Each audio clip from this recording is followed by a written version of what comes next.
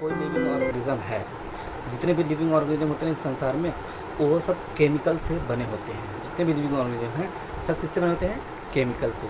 इस केमिकल में जैसे कोई कार्बन भी हो गया, हाइड्रोजन भी हो गया, जितने भी केमिकल हैं, जितने भी पीरियोडिक टेबल में आप केमिकल देख रहे हो सबसे मिले होते हैं, इसलिए हम एटसेट्रा लिख रहे हैं, ठीक है। ये केमिकल छोटे भी हो सकते हैं और बड़े भी हो सकते हैं। जितने भी केमिकल हैं ये छोटे भी हो सकते हैं और बड़े भी हो सकते हैं। छोटे भी हैं और बड़े भी हैं। ये छोटे और बड़े हैं तो डिफरेंट हैं, जो डिफरेंट प्रकार के हैं तो डिफरेंट क्लासेस के और डिफरेंट साइज़ के होंगे। तो डिफरेंट हैं तो डिफरेंट इनके फंक्शंस भी होंगे और लगातार ये ऐसे होते रहते हैं।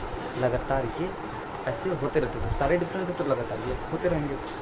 जब ये होंगे तो ये बनेंगे बायोमॉलिक्यूल्स। इस प्रकार से बायोमॉलिक्यूल्स बनते हैं। अब ये जो जितने भी टोटल रिएक्शंस होते हैं ये बायोमॉलिक्यूल्स होते हैं। फिर यहाँ से लेके जहाँ से हम ऑर्गेनिज्म स्टार्ट करते हैं और क्लासेस तक की पूरी जितनी प्रक्रिया होती है ना, ये एक चेंजेज हो रहा है। इस चेंज को ही हम कहते हैं मेटाबॉलिक रिएक्शन, जो हर ऑर्गेनिज्म की बॉडी में होता है। जितने भी लिविंग बीइंग हैं उनके अंदर होता है। देखिए अब हम पढ़ें मेटाबॉलिज्म दो प्रकार से होते हैं। पहला एक कैटाबॉलिक रिएक्शन और दूसरा होगा एनाबॉलिक और कैटाबॉलिक रिएक्शन, ठीक। तो जैसे एक कोई एग्जांपल लेते हैं। कैटाबॉलिक एनाबॉलिक मतलब होता है बिल्ड ऑफ ए मॉलिक्यूल, कोई मॉलिक्यूल ना बिल्ड करता है। एग्जांपल लेते हैं हम एक प्लांट की, जैसे उसमें 6 कार्बन डाइऑक्साइड 6 वाटर को कंबाइन करेंगे तो ये बनेगा ग्लूकोज, C6H12O6 और 6 ऑक्सीजन निकाल देगा। तो देखिए इसमें क्या हो रहा है, ये दो छोटे छोटे मॉलिक्यूल मिल करके एक बड़ा कंपाउंड बना रहा है ना, ये है एनाबॉलिक रिएक्शन। तो हम कह सकते हैं कि ये बिल्ड द मॉलिक्यूल होता है। और कैटाबॉलिज्म तो कैटा मतलब ब्रेक होता है, ये just opposite of the anabolic reaction. ये एनाबॉलिक रिएक्शन के जस्ट अपोजिट होता है। ये दोनों प्रक्रियाएं ह्यूमन बीइंग या जितने भी लिविंग ऑर्गेनिज्म हैं उनमें पाए जाते हैं। जैसे कि अब लिया जाए तो हम मेटाबॉलिज्म को ऐसे कर सकते हैं, the sum total of all chemical reaction occurring in our body is metabolism। जितने भी केमिकल रिएक्शन हमारे शरीर में होते हैं वो सब क्या है? मेटाबॉलिज्म है। अच्छा एग्जांपल में जैसे प्लांट भी है, इनके अंदर भी होता है फंजाई, बैक्टीरिया, ह्यूमन एटसेट्रा, यानी जितने भी लिविंग ऑर्गेनिज्म उनके अंदर मेटाबॉलिक रिएक्शंस होते हैं। बिना मेटाबॉलिज्म को जी नहीं सकते। तो हम कह सकते हैं कि all living organism do metabolic reaction. All living organism do metabolic reaction, यानी जितने भी सजीव हैं सब मेटाबॉलिक रिएक्शन करते हैं। बट यही हो जाएगा अगर नॉन लिविंग में, तो non living organism metabolic reaction नहीं करते। तो हम लिख सकते हैं no non living organism exhibit no non-living organism exhibit metabolism, यानी non living organism metabolic reaction नहीं करते हैं, उनमें होता ही नहीं है, ठीक। अब एक और हम इसके आगे पढ़ते हैं। तो कुछ ऑर्गेनिज्म हैं, ऑर्गेनिज्म के बाहर, कुछ ऑर्गेनिज्म के शरीर के बाहर मेटाबॉलिक रिएक्शन जो होता है वो ऑर्गेनिज्म के शरीर के बाहर भी होते हैं। जैसे टेस्ट ट्यूब में मेटाबॉलिक रिएक्शन शरीर के बाहर भी होते हैं, ऑर्गेनिज्म के बाहर भी होते हैं। जैसे टेस्ट ट्यूब, जैसे अब टेस्ट ट्यूब में ये मान लीजिए ये हमने एक टेस्ट ट्यूब लिया, इसमें कोई केमिकल मिलाया तो ये इसमें एक रिएक्शन हुआ, ये एक केमिकल रिएक्शन हुआ ना, तो ये से हम कह सकते हैं कि ये क्या है? ये केमिकल रिएक्शन है, जबकि ये ना ही लिविंग नहीं है। तो इसको देखिए, बट टेस्ट ट्यूब में होने वाले रिएक्शन ना ही लिविंग हो सकते हैं और ना ही नॉन लिविंग हो सकते हैं। ना ही लिविंग और ना ही नॉन लिविंग, ना ही लिविंग और ना ही नॉन लिविंग होते हैं। तो इसको हम इंग्लिश में लिखते हैं, तो कैसे लिखेंगे? देखिए जितने भी होते हैं ये लिविंग और नॉन लिविंग नहीं होते, ये लिविंग रिएक्शंस होते हैं लेकिन नॉन लिविंग और लिविंग नहीं होते। देखिए एनी आइसोलेटेड मेटाबॉलिक रिएक्शन, यानी कि कोई अपने शरीर में अलग हो तो ये isolated metabolic reaction outside the body, यानी कोई outside the body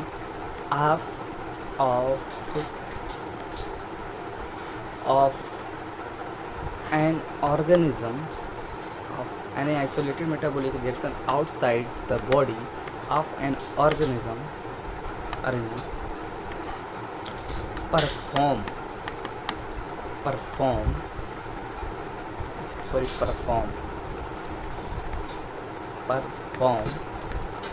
in a test tube in a test tube is neither living nor living, यानी कि किसी भी शरीर के बाहर या किसी भी आइसोलेटेड मेटाबॉलिक रिएक्शन यानी आउटसाइड ऑफ द ऑर्गेनिज्म, यानी ऑर्गेनिज्म के बाहर कोई रिएक्शन अगर हो रहा है तो वो ना ही लिविंग है और ना ही नॉन लिविंग है। अब हम मिलते हैं जैसे टेस्ट ट्यूब में जो रिएक्शंस हो रहे हैं तो उसको हम क्या लिविंग कहेंगे? नहीं, ये नॉन लिविंग थिंग्स है या लिविंग? ये नहीं है, it is a living reaction. ये नहीं लिविंग है और ना ही नॉन लिविंग है। ये क्या है? ये लिविंग रिएक्शन है, क्योंकि तो केमिकल हो रहा है ना, ये कोई लिविंग नहीं है और कोई नॉन लिविंग, तो it is a living reaction. तो हम कह सकते हैं कि मेटाबॉलिज्म एक डिफाइनिंग प्रॉपर्टी है, क्योंकि देखिए नॉन लिविंग में ये प्रक्रिया नहीं हो रही है, तो कह सकते हैं metabolism is defining property of living organism without exception. बिना एक्सेप्शन के मेटाबॉलिज्म जो है कोई एक डिफाइनिंग प्रॉपर्टी है, बिना एक्सेप्शन।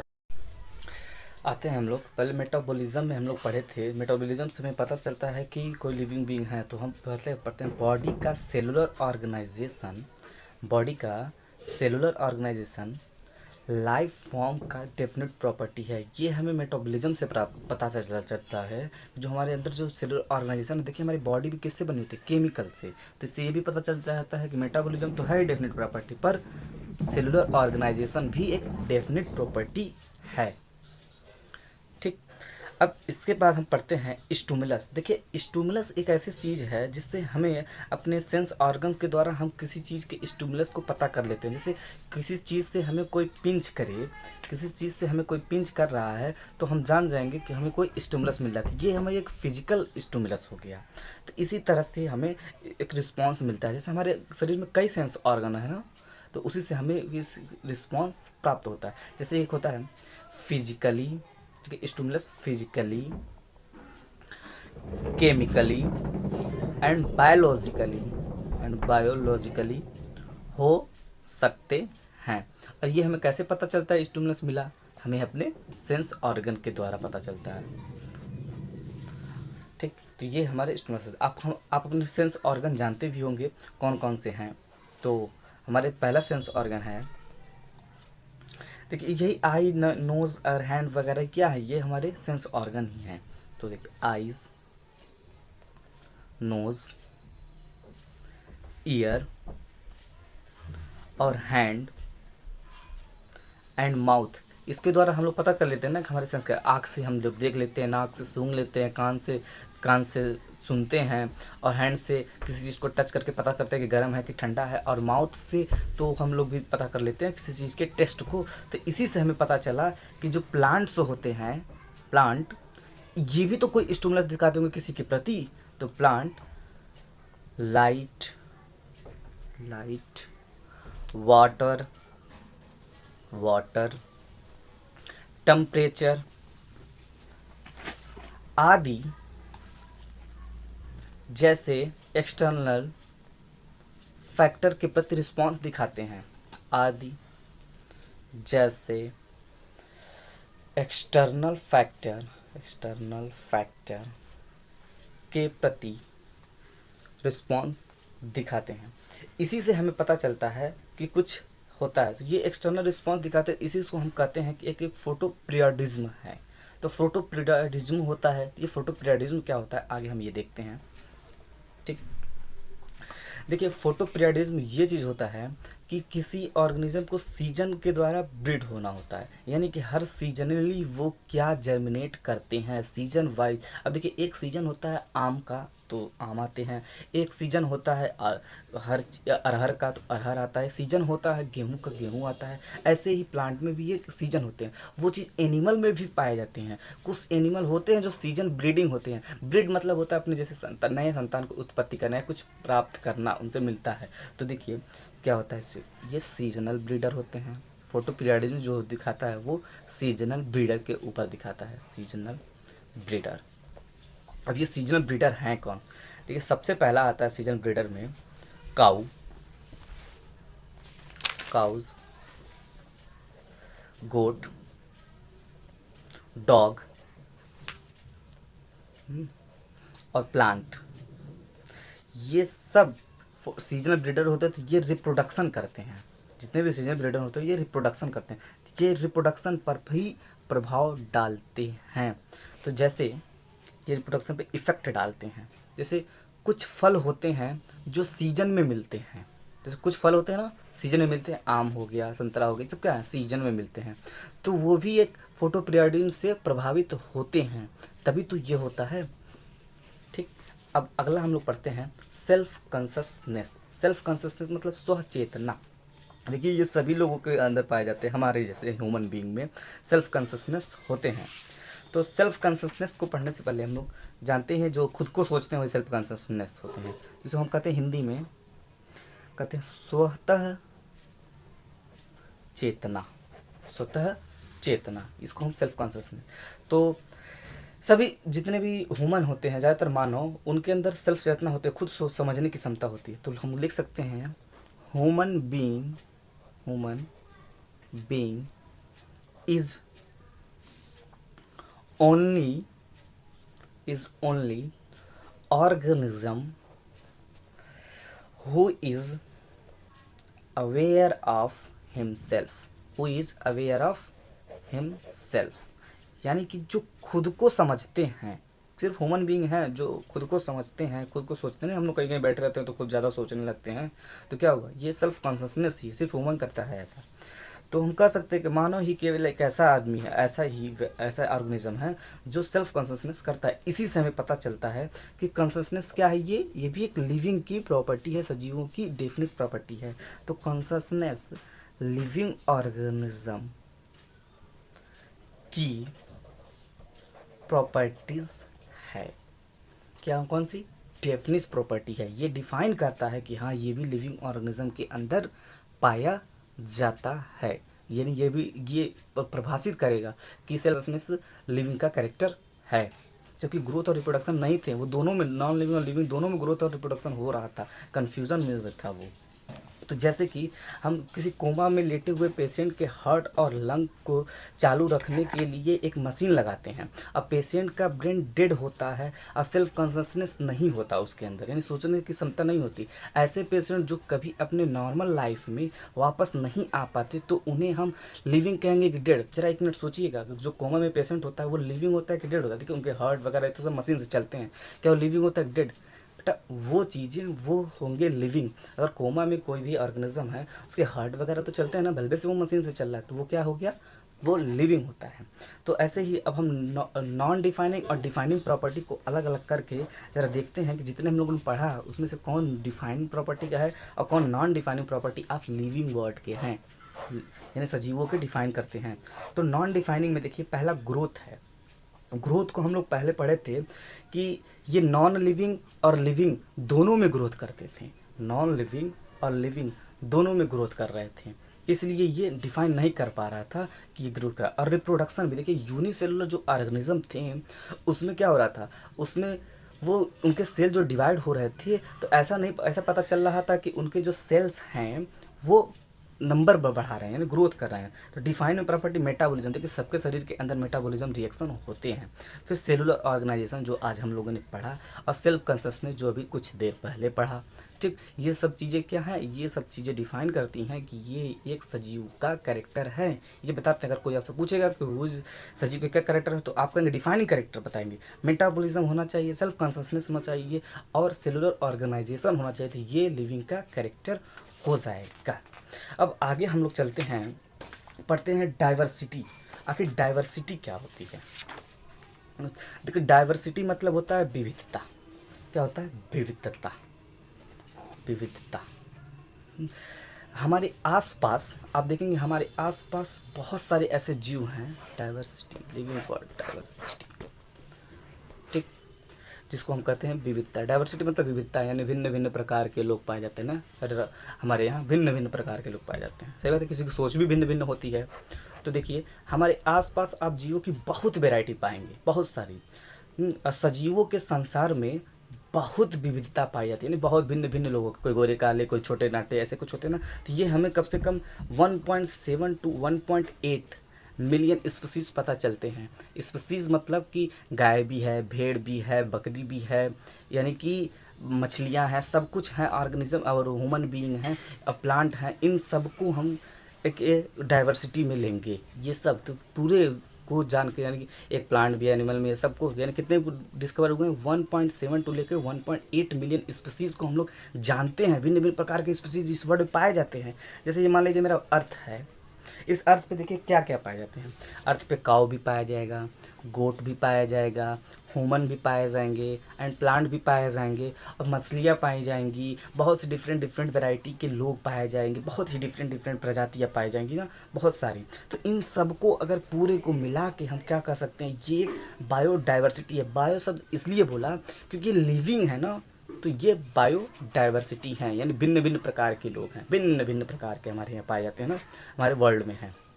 ठीक, इसे हम बायोडाइवर्सिटी। तो इन लोगों के कुछ लोकल नेम भी होते होंगे जिसको हम जानते हैं। कोई भिन्न भिन्न जगह पे भिन्न भिन्न लोकल नेम रखते हैं ना।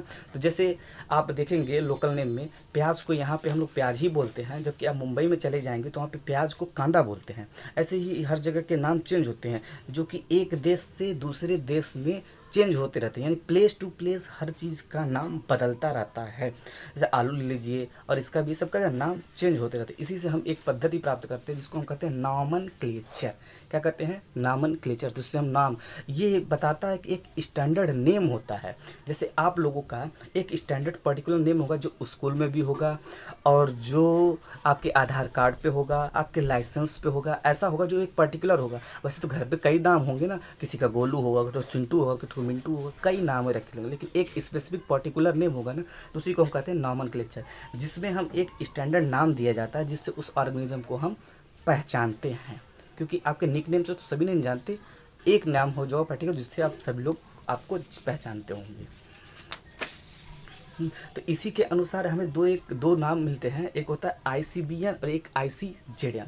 अब उसको हम लोग देखते हैं आईसीबीएन और आईसीजेडीएन को कैसे पता चलता है। तो आईसीबीएन होता है international code of botanical nomenclature. Botany मतलब होता है प्लांट, और जूलॉजी मतलब होता है एनिमल। तो इंटरनेशनल कोड ऑफ जूलॉजिकल नाम, यानी जिसमें हम प्लांट के नाम रखते हैं उसको हम आईसीबीएन कहते हैं, और जिसमें हम एनिमल का नाम करते हैं उसमें आईसीजेडएन कहते हैं, जो एनिमल के नाम के लिए, नॉमेनक्लेचर के लिए ये पद्धति बनाई गई है। इसे यूनिवर्सल में देखिए, सबके नाम के दो ट्रेड होते हैं, दो कंपोनेंट होते हैं। जैसे एक उनके नाम का पहला अक्षर होगा, पहले जो शुरू का नाम होगा, और एक पीछे जो उनकी जाति बताता है। तो इसी से हमें पता चलता है कि एक यूनिवर्सली एक नाम के दो कंपोनेंट होते हैं। एक नाम के दो कंपोनेंट होते हैं, वो नाम क्या होता है वो आगे हम देखते हैं। एक नाम के दो कंपोनेंट पाए जाते हैं। हमारे नाम में भी देखिए दो कंपोनेंट होंगे, अभी हम आपको दिखाते हैं। दो कंपोनेंट होते हैं, जिसमें से पहला कंपोनेंट आता है जेनेरिक नेम। जेनेरिक, देखिए जो हमारे नाम का पहला अक्षर पहला वाला होता है ना, उसी को हम कहते हैं जेनेरिक नेम। और दूसरा होता है स्पेसिफिक एपिथेट। स्पेसिफिक एपिथेट, जैसे आप मेरा नाम ले लीजिए, मेरे नाम में शेष मुदनवाल है, तो शेष जो फर्स्ट वर्ड है, फर्स्ट जो शेष, ये हमारे घर वालों ने रखा है, ये मेरा नाम है, ठीक।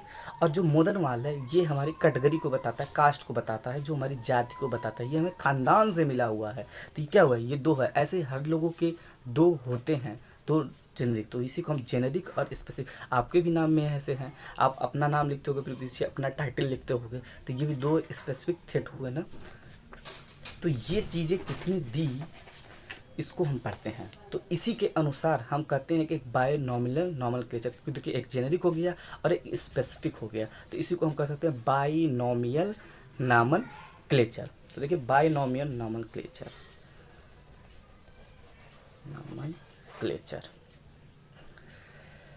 बायनॉमिनल नॉमेनक्लेचर एक साइंटिस्ट थे, बहुत ही फेमस हैं। इनका नाम आप बायोलॉजी में कई बार पढ़ेंगे, जिसका नाम था कैरोलस लीनियस। कैरोलस लीनियस ने ही बायनॉमिनल नॉमेनक्लेचर शब्द दिया था, बायनॉमिनल नॉमेनक्लेचर का खोज किया था, जिसमें एक जेनेरिक और एक स्पेसिफिक था। जैसे एग्जांपल में लिखते हैं मैंगो का हम एग्जांपल लें तो देखिए इसका साइंटिफिक नेम होता है मैंजीफेरा इंडिका। तो हम लिखते हैं मैंजी फेरा इंडिका, इंडिका, जिसमें मैंजी शब्द बताता है जेनेरिक यानी जीनस, जीनस जेनेरिक, और इंडिका बताता है स्पीसीज, स्पीसीज मतलब स्पेसिफिक। जैसे हमने पीछे हमने पढ़ा ना 2 कंपोनेंट, उसी अनुसार से जेनेरिक एंड स्पेसिफिक एपिथेट, इसको हम कह सकते हैं जीनस, जेनेरिक को हम जीनस कहते हैं। आगे हम लोग कई लोगों के साइंटिफिक नेम पढ़ेंगे।